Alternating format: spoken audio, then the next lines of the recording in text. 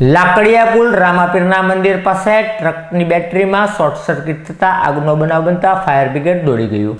લાકડિયા પુલ નજીક આવેલ રામાપીર મંદિર પાસે એક ટ્રકમાં શોર્ટ સર્કિટ થતા આગ લાગવાની ઘટના બની હતી, જેની જાણ ફાયર બ્રિગેડને કરવામાં આવતા ફાયર ટીમ ઘટના સ્થળે પહોંચી હતી. જોકે સ્થાનિક લોકો અને ક્લીનર અને ડ્રાઈવર દ્વારા અગમચેતીના પગલે બેટરીને અલગ કરવામાં આવી હતી.